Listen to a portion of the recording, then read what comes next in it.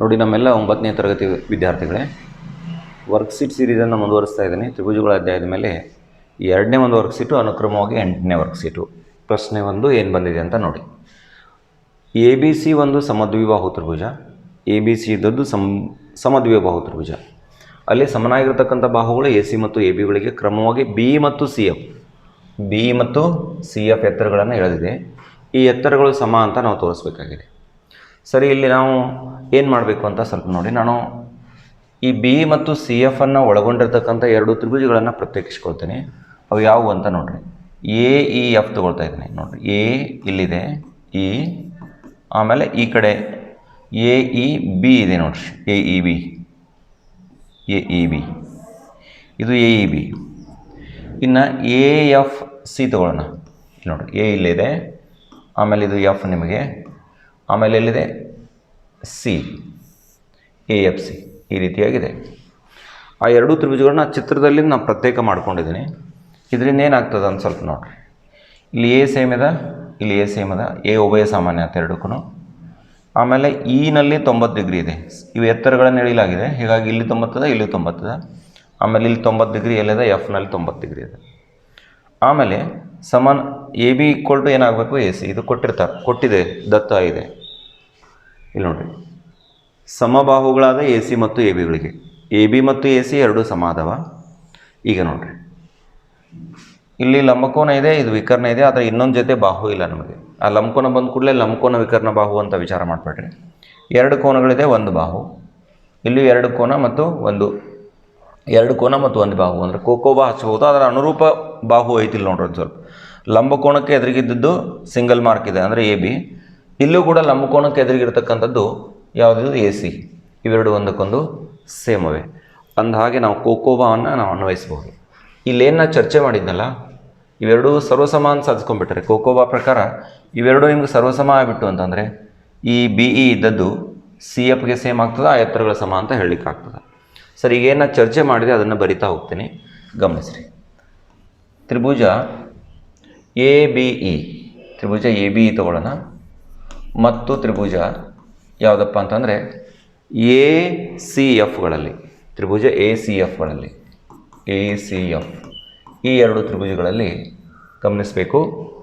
ನಮಗೆ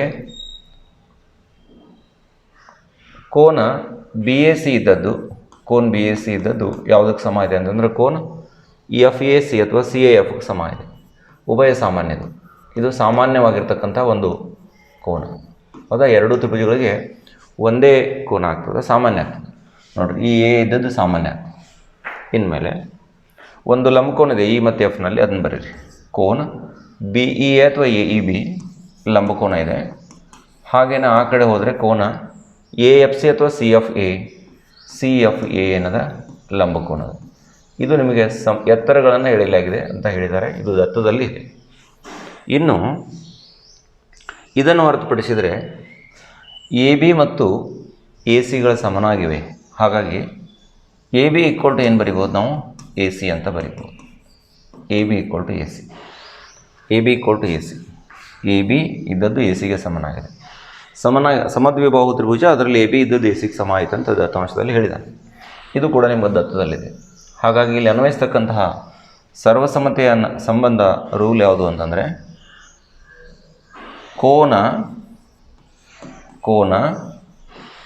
ಕೋಕೋಬಾ 2 ಜೊತೆ ಕೋನಗಳು ಅನುರೂಪ ಕೋನಗಳಾದವೆ, ಮತ್ತೊಂದು ಜೊತೆ ಅನುರೂಪ ಬಾಹು ಸಮ ಇದೆ. ಕೋನ ಬಾಹು ಸರ್ವಸಮತೆಯಂತೆ, ಕೋನ ಬಾಹು ಸರ್ವಸಮತೆ. ಆ ಒಂದು ಸರ್ವಸಮತೆಯ ಅನ್ವಯ ನಾವೇನು ಹೇಳಲಿಕ್ಕಾಗ್ತದೆ ಅಂದರೆ ತ್ರಿಭುಜ ಎ ಬಿ ಇ ಇದ್ದದ್ದು ಸರ್ವಸಮ ತ್ರಿಭುಜ ಎ ಸಿ ಎಫ್ ಆಗ್ತದೆ. ತ್ರಿಭುಜ ಎ ಬಿ ಇದ್ದದ್ದು ತ್ರಿಭುಜ ಎ ಸಿ ಎಫ್, ತ್ರಿಭುಜ A B E equal to ತ್ರಿಭುಜ ಎ ಸಿ ಎಫ್ ಅನ್ನೋದನ್ನು ನಾವು ಗಮನಿಸ್ತೀವಿ. ಇವೆರಡೂ ತ್ರಿಭುಜಗಳು ಒಂದಕ್ಕೊಂದು ಸರ್ವಸಮ ಆಗೋದ್ರಿಂದ ಈ ಬಿ ಇ ಬಾಹು ಉಳಿತು ನೋಡ್ರಿ. ಯಾವುದಕ್ಕೀಗ ಬಿಗೆ ಅನುರೂಪವಾಗಿರ್ತಕ್ಕಂಥದ್ದು ಯಾವುದಾಗ್ತದೆ, ಸಿ ಎಫ್ ಆಗ್ತದೆ. ಹಾಗಾಗಿ ನಮಗೇನು ಕಂಡು ಬರ್ತದೆ, B E is equal to ಏನು ಕಂಡು ಬರ್ತದೆ, ಸಿ ಎಫ್ ಬರ್ತದೆ. ಅಂದರೆ ಈ ಎಳೆದಿರ್ತಕ್ಕಂಥ ಎತ್ತರಗಳು ಬಿ ಇ ಮತ್ತು ಸಿ ಎಫ್ ಒಂದಕ್ಕೊಂದು ಸಮನಾಗಿದ್ದಾವೆ ಅಂತಕ್ಕಂಥದ್ದನ್ನು ನಾವು ಕಂಡುಕೊಳ್ತೀವಿ. ಸರಿ, ಇನ್ನು ಮುಂದಿನ ಪ್ರಶ್ನೆ, 2ನೇ ಪ್ರಶ್ನೆ ಏನಿದೆ ನೋಡಿರಿ. ಇಲ್ಲಿ ಒಂದು ತ್ರಿಭುಜ ನಾನು ಹಾಗೆ ರಫ್ಲಿ ಇಟ್ಕೊಂಡಿದ್ದೀನಿ, ಕೊಟ್ಟಿಲ್ಲ ಅವರು. ಬಿ ಮತ್ತು ಸಿ ಎಫ್ಗಳು ತ್ರಿಭುಜ ಎ ಬಿ ಸಿಯ ಸಮ ಎತ್ತರಗಳಾಗಿವೆ. ಎ ಬಿ ಸಿ ಒಂದು ತ್ರಿಭುಜ ತಗೊಳ್ಳೋಣ. ಇದು ಎ ಆಗಿರಲಿ, ಇದು ಬಿ ಆಗಿರಲಿ, ಆಮೇಲೆ ಇದು ಸಿ ಆಗಿರಲಿ. ಗಮನಿಸ್ಬೇಕು ಸರಿಯಾಗಿ ಏನು ದತ್ತಾಂಶ ಇದೆ ಅಂತ ಕೂಲಂಕುಷವಾಗಿ. ಬಿ ಇ ಮತ್ತು ಸಿ ಎಫ್ಗಳು ಸಮ ಎತ್ತರಗಳಾಗಿವೆ. ಬಿ ಇ ಇದೊಂದು ಎತ್ತರ, ಆಮೇಲೆ ಸಿ ಎಫ್ ಇನ್ನೊಂದು ಎತ್ತರ. ಬಿ ಇ ಮತ್ತು ಸಿ ಎಫ್ಗಳು ಸಮನಾಗಿರ್ತಕ್ಕಂಥ ಎತ್ತರಗಳಾಗಿವೆ. ಲಂಬಕೋನ ವಿಕರ್ಣ ಬಾಹು ಸರ್ವಸಮತೆ ನಿಯಮ ಬಳಸಿ ಎ ಬಿ ಸಿ ಒಂದು ಸಮದ್ವಿಬಾಹು ತ್ರಿಭುಜ ಎಂದು ಸಾಧಿಸಿ ಅಂತ ಹೇಳಿದ್ದಾರೆ. ನಮಗೆ ಎ ಬಿ ಸಿ ಸಮದ್ವಿಬಾಹು ತ್ರಿಭುಜ ಅಂತ ಸಾಧಿಸಬೇಕಾಗೈತಿ. ಎ ಬಿ ಮತ್ತು ಬಿ ಸಿ ಬರುವಂಗ, ಎ ಬಿ ಮತ್ತು ಎ ಸಿ ಬರುವಂಗೆ ಎರಡು ತ್ರಿಭುಜಗಳನ್ನು ಇಲ್ಲಿ ಪ್ರತ್ಯೇಕ ಮಾಡ್ಕೋರಿ. ಸಮನಾಗಿರ್ತಕ್ಕಂಥ ಎತ್ತರಗಳನ್ನು ಹೇಳಿದ್ರೆ ಹೀಗಾಗಿ ಇದು 90 ಡಿಗ್ರಿ ಬರ್ತದೆ. ಇಲ್ಲೇ ಇದು ಕೂಡ ಏನಾಗ್ತದೆ 90 ಡಿಗ್ರಿ ಆಗ್ತದೆ. ಈಗ ನಾನು ತ್ರಿಭುಜ ಎ ಬಿ ಇ ತೊಗೊಳ್ತೇನೆ ನೋಡಿ. ಸ್ವಲ್ಪ ಇವತ್ತು ಪ್ರತ್ಯೇಕ ಮಾಡ್ಕೊಳ್ಳೋದು ನೋಡಿ. ಇಲ್ಲೇದಲ್ಲ ಈ ರೀತಿ ಎ ಬಿ ಇ, ಇದು ಎ, ಇದು ಶೃಂಗ ಬಿ, ಆಮೇಲೆ ಇದು ಇ ನಿಮಗೆ. ಆಮೇಲೆ ಇದನ್ನು ತಗೊಳ್ರಿ, ಇದು A F C, A F C. ಸ್ವಲ್ಪ ಕನ್ಫರ್ಮೇಷನ್ ಮಾಡ್ಕೊಳ್ಳೋದು ನೋಡಿ. ಲಂಬಕೋನ ಎಲ್ಲಿದೆ? ಇನಲ್ಲಿ 90 ಡಿಗ್ರಿ ಅದ, ಇಲ್ಲಿ ಎಫ್ನಲ್ಲಿ 90 ಡಿಗ್ರಿ ಅದ. ಆಮೇಲೆ A B equal to A C. ಲಂಬಕೋನ ವಿಕರ್ಣ ಬಾಹು ಸರ್ವಸಮತೆ ನಿಯಮ ಬಳಸಿ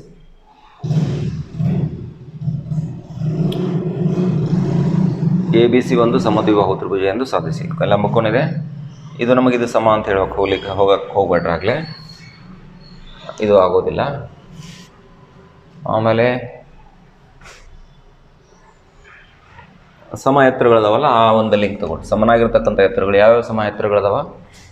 ಬಿ ಇ ಇದ್ದದ್ದು ಯಾವುದಕ್ಕೆ ಸಮನಾಗಿದೆ? ಸಿ ಎಫ್ಗೆ ಸಮನಾಗಿದೆ. ಬಿ ಇ ಇದ್ದದ್ದು ಸಿ ಎಫ್ಗೆ ಸಮನಾಗಿದೆ. ಇಲ್ಲಿ ಲಂಬಕೋನ ಆಯಿತು. ಆಮೇಲೆ ವಿಕರ್ಣ A B equal to A C ಅಂತ ಹೇಳಲಿಕ್ಕೆ ನಮಗಿನ್ನೂ ಆಧಾರ ಇಲ್ಲ. ಎ ಬಿ ಸಿ ಸಮದ್ವಿಬಾಹು ತ್ರಿಭುಜ ಅಂತ ಸಾಧಿಸಬೇಕಾಗಿದೆ. ಸರಿ, ಅದಕ್ಕೆ ಇನ್ನೊಂದು ದಾರಿಯಲ್ಲಿ ಸಾಗೋಣ. ಏನು ದಾರಿ ಅಂತ ನೋಡ್ರಿ ಸ್ವಲ್ಪ. ಈಗ ನಾ ಈ ರೀತಿ ಹೋದೆ, ನನಗೆ ವಿಕರ್ಣ ಸೇಮ್ ಇರ್ತಕ್ಕಂಥ ಮಾಹಿತಿ ಸಿಗಲಿಲ್ಲ. ಅದಕ್ಕೇನು ಮಾಡ್ತೀನಿ, ಈ ಒಂದು ತೊಗೊಳ್ತಕ್ಕಂಥ ದಾರಿಯನ್ನು ಬದಲಾಯಿಸ್ಕೊಂಡ್ಬಿಡ್ತೀನಿ. ಏನು ಮಾಡ್ತೀನಿ ನೋಡ್ರಿ.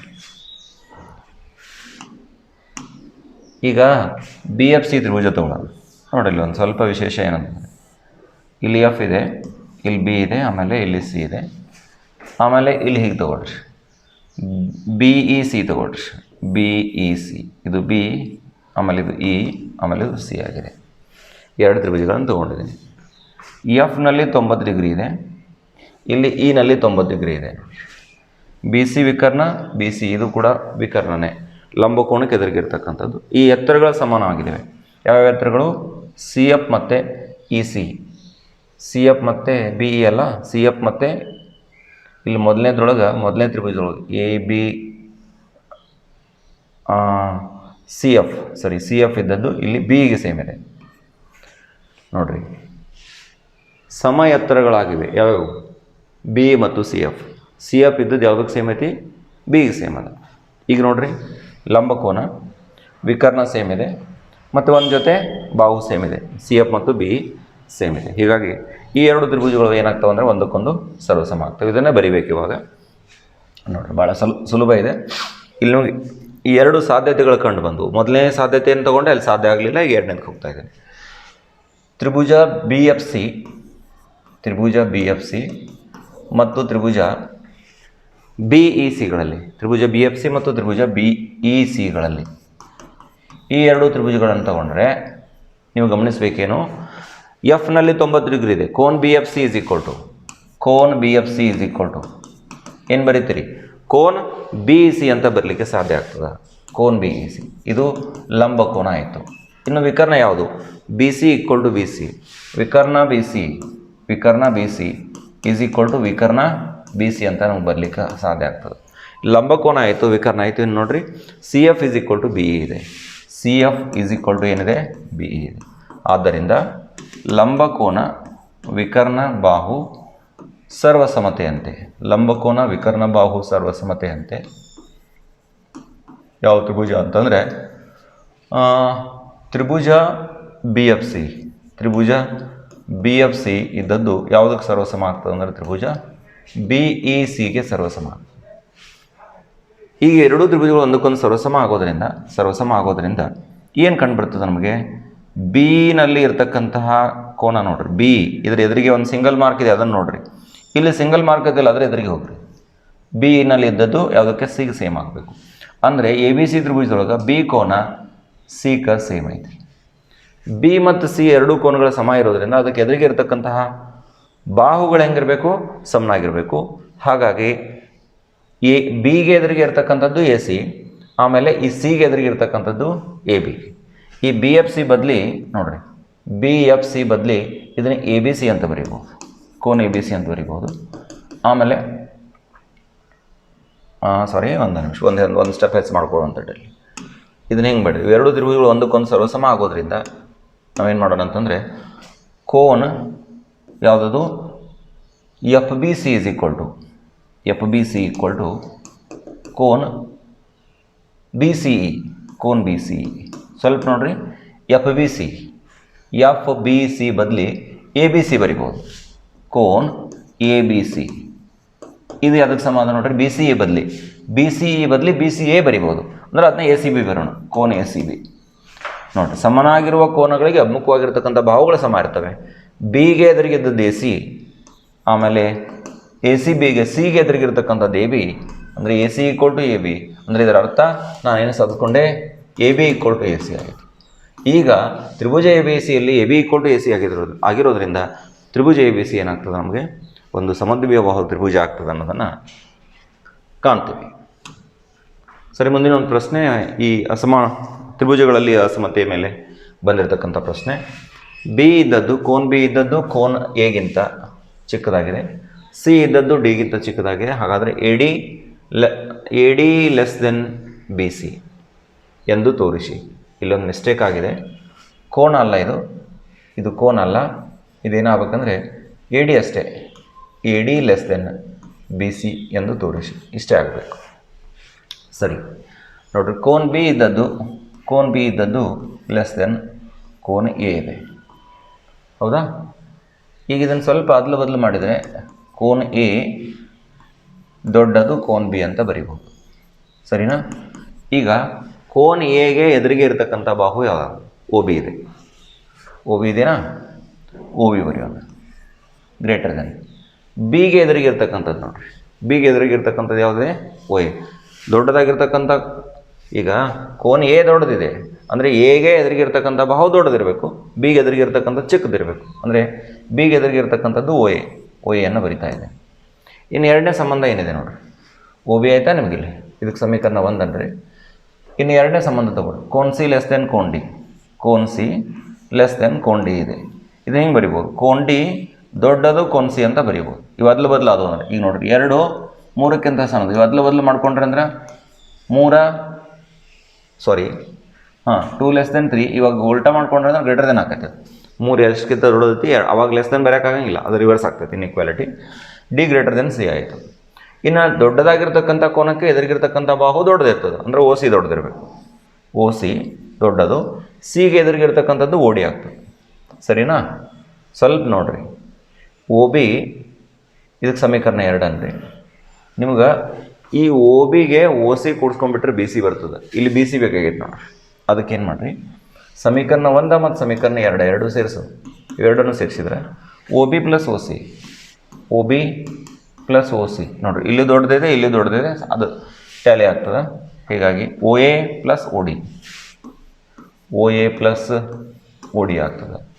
ಒ ಬಿಗೆ ಓ ಸಿ ಕೂಡಿಸಿದರೆ, ಒ ಬಿಗೆ ನೀವು ಓ ಸಿಯನ್ನು ಕೂಡಿಸಿದರೆ, ಒ ಬಿಗೆ ಓ ಸಿಯನ್ನು ಕೂಡಿಸಿದ್ರೆ ಏನು ಬರುತ್ತಾ? ಬಿ ಸಿ ಬರುತ್ತಾ. ಆಮೇಲೆ ಒ ಎಗೆ ಓ ಡಿ ಕೂಡಿಸಿದ್ರೆ ಎ ಡಿ ಬರುತ್ತೆ. ಚಿತ್ರದಲ್ಲಿ ನೋಡ್ಬೇಕು ಸರಿಯಾಗಿ, ಈ ಒ ಎಗೆ ಓ ಡಿ ಕೂಡಿಸಿದ್ರೆ ಎ ಡಿ ಬರಬೇಕಲ್ಲ, ಅಂದರೆ B C greater than A D. B C greater than A D ಅಂದರೆ ಇದರ ಅರ್ಥ A D less than B C ಆಗ್ತಾ ಇಲ್ಲ. ನಾವೇನು ಸಾಧಿಸಬೇಕಾಗಿದೆ ಅಂದರೆ A D less than B C ಅಂತಲೇ ಸಾಧಿಸಬೇಕಾಗಿದೆ. ಸೊ ಇದಿಷ್ಟು ಈ ಒಂದು ಪ್ರಶ್ನೆಗೆ ಪರಿಹಾರ. ಸೊ ಮುಂದಿನ ಪ್ರಶ್ನೆ ಸ್ವಲ್ಪ ಟ್ರಿಕ್ಕಿ ಪ್ರಶ್ನೆ ಇದೆ, ಗಮನ ಕೊಡ್ರಿ. O A equal to O B ಇದೆ, O C equal to O D ಇದೆ. ಚಿತ್ರದೊಳಗೆ O A equal to O B, O C equal to O D ಇದೆ. ಆಮೇಲೆ ಇನ್ನೊಂದೇನು ಮಾಹಿತಿ ಕೊಟ್ಟಿದ್ದಾರೆ ಅಂತಂದ್ರೆ, ಯಾವ ಕೋನಪ್ಪ ಅಂತಂದ್ರೆ ನಮಗೆ ಕೋನ ಎ ಒ ಬಿ ಇಲ್ಲೈತೆ ನೋಡ್ರಿ. ಕೋನ ಎ ಒ ಬಿ, ಕೋನ ಎ ಒ ಬಿ ಇದ್ದದ್ದು ಕೋನ ಸಿ ಒ ಡಿಗೆ ಸಮ ಆಗಿದೆ. ಕೋನ C O D, A O B equal to ಕೋನ್ ಸಿ ಒ ಡಿ ಆಗಿದೆ. ಹಾಗಾದರೆ A C equal to B D ಅಂತ ನಾವು ಸಾಧಿಸಬೇಕಾಗಿದೆ. ಈ A C equal to B D ಅಂತ ಸಾಧಿಸೋಕೆ ನಾನು ಇವೆರಡೂ ತ್ರಿಭುಜಗಳು ಒಂದಕ್ಕೊಂದು ಸರ್ವಸಮತನ್ನು ಸಾಧಿಸ್ತಕ್ಕಂತಹ ಪ್ರಯತ್ನ ಮಾಡ್ತೀನಿ. ಸ್ವಲ್ಪ ಗಮನಿಸ್ರಿ. ಮೊಟ್ಟ ಮೊದಲಿಗೆ ಏನು ಮಾಡೋಣ, ಈ ಸಂಬಂಧ ತಗೊಳ್ಳೋಣ. ಕೋನ ಎ ಒ ಬಿ ಇದ್ದದ್ದು ಕೋನ ಸಿ ಒ ಡಿಗೆ ಸೇಮ್ ಅದು.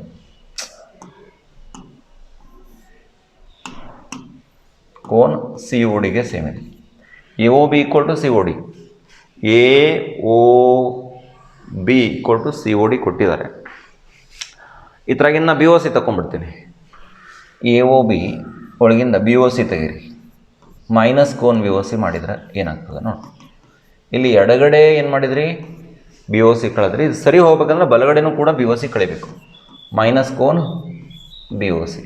ಚಿತ್ರದೊಳಗೆ ಗಮನ ಕೊಟ್ಟು ನೋಡ್ರಿ, ಎ ಒ ಬಿ ಒಳಗೆ ಬಿ ಒ ಸಿ ಕಳೆದ್ರೆ ಎ ಒ ಬಿ ಒಳಗೆ ಬಿ ಒ ಸಿ ಬಿಟ್ಟರೆ ಎ ಒ ಸಿ ಉಳಿತದೆ. ಮತ್ತೊಂದು ಸಲ ನೋಡಿರಿ, ಎ ಒ ಬಿ ಒಳಗೆ ಬಿ ಒ ಸಿ ಬಿಟ್ಟರೆ ನಮ್ಗೆ ಉಳಿತದೇನು, ಎ ಒ ಸಿ ಉಳಿತದೆ, ಕೋನ್ ಎ ಒ ಸಿ ಉಳಿತದೆ. ಈಕ್ವಲ್ ಟು ಏನಾಗ್ತದೆ ಕೋನ್ ನೋಡಿರಿ, ಸಿ ಒ ಡಿ ಒಳಗೆ ಬಿ ಒ ಸಿ ಬಿಟ್ಟರೆ ಬಿ ಒ ಡಿ ಉಳಿತದೆ. ಅದನ್ನು ಸರಿಯಾಗಿ ಗಮನಿಸಬೇಕು, ಇದು ಅರ್ಥ ಆಗಬೇಕು. ಈಗ ನಾನು ಏನು ಮಾಡ್ತೇನೆ ಅಂದರೆ ಈ ಎರಡು ತ್ರಿಭುಜಗಳನ್ನು ತಗೊಳ್ಳಿ. ಯಾವುದು ತ್ರಿಭುಜ ಎ ಒ ಸಿ ಮತ್ತು ತ್ರಿಭುಜ ಬಿ ಒ ಡಿಗಳಲ್ಲಿ ಇವೆರಡು ತ್ರಿಭುಜಗಳನ್ನು ಸ್ವಲ್ಪ ಪ್ರತ್ಯೇಕ ಮಾಡ್ಕೊಳ್ಳೋಣ.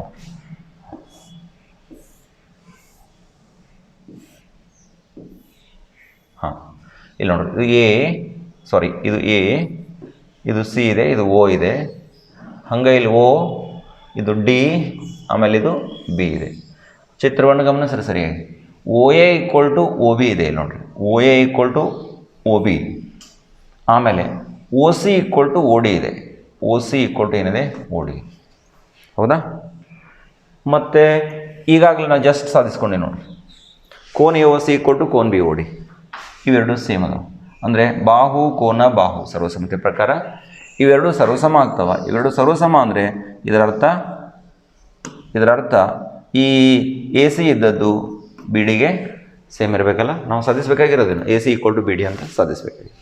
ಸೊ ಇದನ್ನೇ ಬರಿತೀನಿ ನೋಡಿರಿ. ಇವೆರಡು ತ್ರಿಭುಜಗಳಲ್ಲಿ A O equal to O B, A O equal to O B ಒಂದನೇ ಕಂಡೀಷನ್. ಎರಡನೇದು O C equal to O D, ಇದನ್ನು ಕೊಟ್ಟಿದ್ದಾರೆ ಅವರು, O C equal to O D. ಆಮೇಲೆ ಕೋನ್ A O C equal to ಕೋನ್ ಬಿ ಒ ಡಿ. ಆದ್ದರಿಂದ ಬಾಹು ಕೋನ ಬಾಹು, ಬಾ ಕೋ ಬಾ ಸರ್ವಸಮತೆಯಂತೆ, ಬಾ ಕೋ ಬಾ ಸರ್ವಸಮತೆಯಂತೆ ಏನು ಮಾಡಲಿಕ್ಕೆ ಸಾಧ್ಯ ಆಗ್ತದೆ ಅಂತಂದರೆ ತ್ರಿಭುಜ ಯಾವುದು ಎ ಒ ಸಿ ಇದ್ದದ್ದು ತ್ರಿಭುಜ ಬಿ ಒ ಡಿಗೆ ಸರ್ವಸಮ ಅಂತ ನಾವು ಹೇಳಲಿಕ್ಕೆ ಸಾಧ್ಯ ಆಗ್ತದೆ. ಯಾವಾಗ ಎರಡು ತ್ರಿಭುಜಗಳು ಸರ್ವಸಮ ಆಗ್ತವೋ ಆವಾಗ A C equal to B D ಅಂತ ಹೇಳಲಿಕ್ಕೆ ನಮಗೆ ಸಾಧ್ಯ ಆಗ್ತದೆ. ಸರಿ, ಇದಿಷ್ಟು ಪರಿಹಾರ. ಮುಂದಿನ ಒಂದು ಪ್ರಶ್ನೆಗೆ ಸಾಗೋಣ. ಏನಿದೆ ಮುಂದಿನ ಪ್ರಶ್ನೆ ಅನ್ನೋದನ್ನು, ತ್ರಿಭುಜ ಎ ಬಿ ಸಿಯಲ್ಲಿ ಡಿ ಯು ಬಿ ಸಿಯ ಮಧ್ಯಬಿಂದು. ತ್ರಿಭುಜ ಎ ಬಿ ಸಿಯಲ್ಲಿ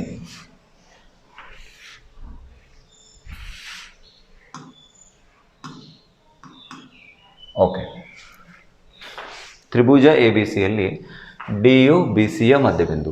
ಎ ಬಿ ಸಿ ತ್ರಿಭುಜದೊಳಗೆ ಒಂದು ಡೈಗ್ರಾಮ್ ಹಾಕೊಳ್ಳೋಣ ನೋಡ್ರಿ ರಫ್ಲಿ. ಇದನ್ನು ಮೊದಲು ರಫ್ ಪ್ಲ್ಯಾನ್ ಮಾಡ್ಕೊಂಡು ಆಮೇಲೆ ಫೇರ್ ಬಿಡ್ಸೋಣ ನೋಡಿರಿ. ನಿಮಗೆ ತ್ರಿಭುಜ ಎ ಬಿ ಸಿ ಅಂತಾನೆ, ಎ ಬಿ ಸಿ ಏನೋ ಬರಿಬೇಡ್ರಿ, ಅಬ್ಸರ್ವೇಷನ್ ಮಾಡೋಣ. ತ್ರಿಭುಜ ಎ ಬಿ ಸಿಯಲ್ಲಿ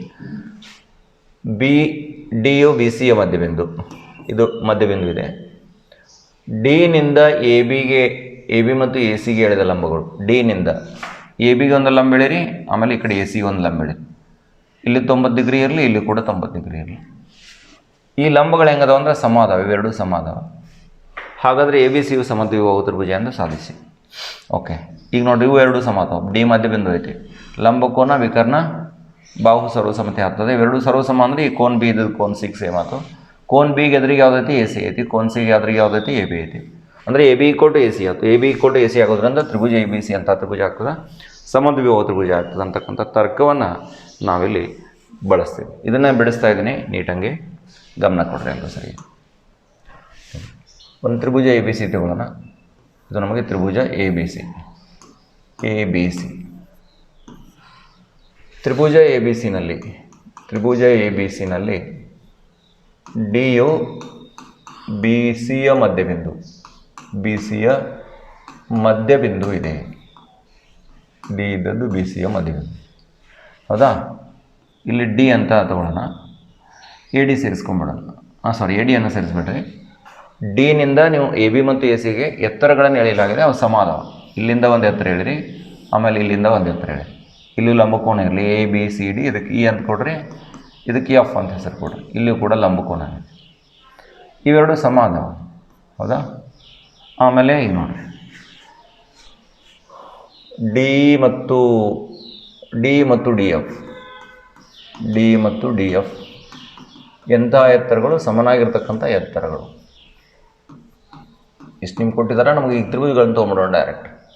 ತ್ರಿಭುಜ ಬಿ ಡಿ ಇ ಮತ್ತು ತ್ರಿಭುಜ ಬಿ ಡಿ ಇ ಮತ್ತು ತ್ರಿಭುಜ ಸಿ ಡಿ ಎಫ್ಗಳಲ್ಲಿ ಇವೆರಡು ತ್ರಿಭುಜಗಳನ್ನು ತೊಗೊಂಡ್ರೆ ನೋಡಿರಿ, ಕೋನ ಡಿ ಇ ಬಿ ಇದು ಲಂಬಕೋನ ಇದೆ. ಆಮೇಲೆ ಕೋನ ಡಿ ಎಫ್ ಸಿ ಲಂಬಕೋನ ಇದೆ. ಕೋನ ಡಿ ಎಫ್ ಸಿ ಇದೆಷ್ಟದ? 90 ಡಿಗ್ರಿ ಅದು ಲಂಬಕೋನ ಆಯಿತಾ?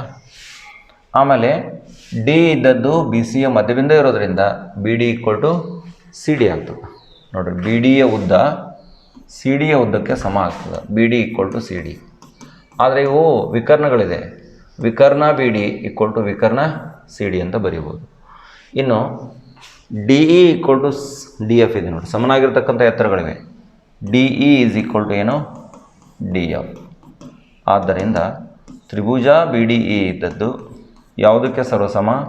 ತ್ರಿಭುಜ ಸಿ ಡಿ ಎಫ್ಗೆ ಸರ್ವಸಮ. ಕಾರಣ ಏನು? ಲಂಬಕೋನ, ವಿಕರ್ಣ, ಬಾಹು ಸರ್ವಸಮತೆ. ಒಂದು ಜೊತೆ ಲಂಬಕೋನಗಳು, ವಿಕರ್ಣಗಳು ಸೇಮ್ ಇದೆ. ಅದನ್ನು ಬಿಟ್ಟರೆ ಡಿ ಇ ಮತ್ತು ಡಿ ಎಫ್ ಅನುರೂಪವಾಗಿರ್ತಕ್ಕಂಥ ಬಾಹುಗಳು ಸಮನಾಗಿವೆ. ಹಾಗಾಗಿ ಈ ಎರಡೂ ತ್ರಿಭುಜಗಳ ಸರ್ವಸಮ ಆಗೋದ್ರಿಂದ ಏನು ಇದೇನು ನಮ್ಗೆ ಕಂಡು ಬರ್ತದೆ? ಕೋನ್ ಇ ಬಿ ಡಿ ಇದ್ದದ್ದು ಯಾವುದಕ್ಕೆ ಸಮ ಅಂತ ಕಂಡು ಬರ್ತದೆ? ಎಫ್ ಸಿ ಡಿಗೆ ಸಮ ಕಂಡು ಬರ್ತದೆ. ಸ್ವಲ್ಪ ಈ ಕೋನಗಳನ್ನು ಬದಲಾಯಿಸ್ಕೊಳ್ಳೋಣ ನೋಡಿರಿ. ಇದರಿಂದ ಏನು ಕಂಡು ಬರ್ತದೆ? ಇ ಬಿ ಡಿ ಅಂದ್ರೂ ಅಷ್ಟೇ, ಎ ಬಿ ಸಿ ಅಂದ್ರೂ ಅಷ್ಟೇ. ಕೋನ್ ಎ ಬಿ ಸಿ ಬರ್ಕೊಳ್ಳೋಣ. ಆಮೇಲೆ ಎಫ್ ಸಿ ಡಿ ಅಂದ್ರೂ ಅಷ್ಟೇ, ಎ ಸಿ ಬಿ ಅಂದ್ರೂ ಅಷ್ಟೇ. ಕೋನ್ ಎ ಸಿ ಬಿ ಹೌದಾ? ಈಗ ತ್ರಿಭುಜ ಎ ಬಿ ಸಿ ಇದ್ರೊಳಗೆ ನೋಡ್ರಿ ನೀವು, ಇದು ನಡುವಿನ ಲೈನ್ಗಳು ಬಿಟ್ಟುಬಿಡ್ರಿ. ಬಿ ಕೋನ ಸಿಗೆ ಸೇಮ್ ಐತೆ, ಅಂದರೆ ಎ ಸಿ ಈಕ್ವಲ್ ಟು, ಇದರ ಅರ್ಥ A C equal to A B ಇದೆ, ಅಥವಾ ಎ ಬಿ ಈಕ್ವಲ್ ಟು ಏನಿದೆ? ಎ ಸಿ ಇದೆ. ಈಗ ತ್ರಿಭುಜ ಎ ಬಿ ಸಿಯಲ್ಲಿ ಎರಡು ಬಾಹುಗಳು ಸಮ ಆಗಿವೆ. ಆದ್ದರಿಂದ ತ್ರಿಭುಜ ಎ ಬಿ ಸಿ ಎಂತಹ ತ್ರಿಭುಜ ಆಗ್ತಂದರೆ ಒಂದು ಸಮದ್ವಿಬಾಹು ತ್ರಿಭುಜ ಆಗ್ತದೆ. ಸಮದ್ವಿಬಾಹು ತ್ರಿಭುಜ ಸರಿನಾ? ನಾವೇನು ಸಾಧಿಸಬೇಕಾಗಿತ್ತು? ಇಷ್ಟಲ್ಲ, ಎ ಬಿ ಸಿ ಒಂದು ಸಮದ್ವಿಬಾಹು ತ್ರಿಭುಜ ಅಂತ ಸಾಧಿಸಬೇಕಾಗಿತ್ತು. ಸರಿ, ನಮ್ಮ ಪರಿಹಾರ ಇಲ್ಲಿಗೆ ಪೂರ್ಣ ಆಯಿತು. ನೋಡಿ ವಿದ್ಯಾರ್ಥಿಗಳೇ, ಈ ಒಂದು ಟಾಪಿಕ್ಕು ಲಾಜಿಕ್ ಬೇಸ್ಡ್ ಇದೆ. ನಿಮ್ಮ ತರ್ಕ ಅಲ್ಲಿ ಅನ್ವಯ ಆಗಬೇಕು. ಅದಕ್ಕೆ ಸ್ವಲ್ಪ ಹೆಚ್ಚಿಗೆ ಪ್ರಾಕ್ಟೀಸ್ ಮಾಡಿರಿ. ನಿಮಗೆ ತಿಳ್ಕೊಂಡಿರ್ತಕ್ಕಂಥ ಸಮಸ್ಯೆಗಳನ್ನ ಪುನರಾವರ್ತಿಸಿ ಮಾಡಿರಿ. ಅಂದರೆ ಆ ಒಂದು ಪರಿಕಲ್ಪನೆ ನಿಮ್ಮ ಮೈಂಡ್ಗೆ ಸರಿಯಾಗಿ ಹೋಗುತ್ತೆ. ಸರಿ, ನೀವೆಲ್ಲರೂ ಪ್ರಾಕ್ಟೀಸ್ ಮಾಡ್ತೀರಿ ಅಂತ ನಾನು ಭಾವಿಸಿದ್ದೀನಿ. ನಿಮ್ಮ ಅನಿಸಿಕೆಗಳನ್ನು, ವಿಚಾರಗಳನ್ನು ಕಾಮೆಂಟ್ ಬಾಕ್ಸ್ನಲ್ಲಿ ತಿಳಿಸ್ತೀರಿ ಅಂತಕ್ಕಂಥ ಒಂದು ಆಶಯ ನಮ್ಮದು. ಜೊತೆಗೆ ಮತ್ತೊಂದು ವರ್ಕ್ಶೀಟ್ನೊಂದಿಗೆ ಮುಂದಿನ ಒಂದು ವಿಡಿಯೋದಲ್ಲಿ ನಿಮ್ಮನ್ನು ಸೇರ್ತೇವೆ.